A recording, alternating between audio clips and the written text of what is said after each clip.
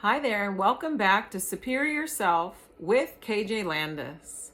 My name is KJ Landis, and I wanted to share with you today the subject of the empty nest syndrome. A lot of us, as we get older, we have children who are going off to college.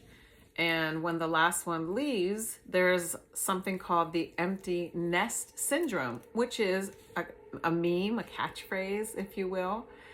And there is a sort of loss, a grieving of not having the kids in the house all the time, of not having the kids need you for certain things, even though they may call 20 times a day while they're getting used to their new environment.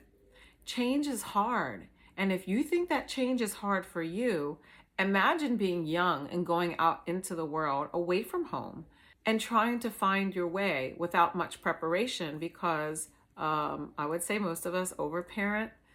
We try and do so much, especially if we weren't parented well, we try and overcompensate with the next generation. I was parented well, pretty well, but I think that I do overparent. Always checking on the kids. It's called worrying, being a mama.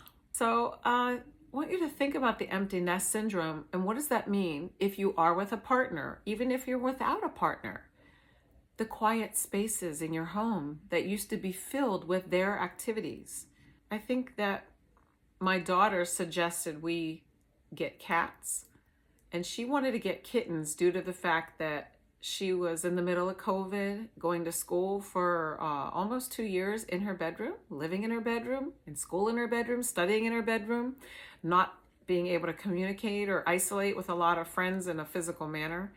So she asked for cats, and by the time she had gotten her cats, she had talked daddy into it, and then it took 6 months for us to actually find kittens that were adoptable because there were none available. Everybody needed emotional support animals. And she said to me after she left for college, I think this has helped you and daddy with the empty nest syndrome, focusing on something else other than me and my brother.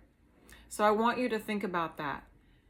If you've never had pets in your life, and I had never had pets in my life. My parents said, we have 5 kids, you can get a goldfish.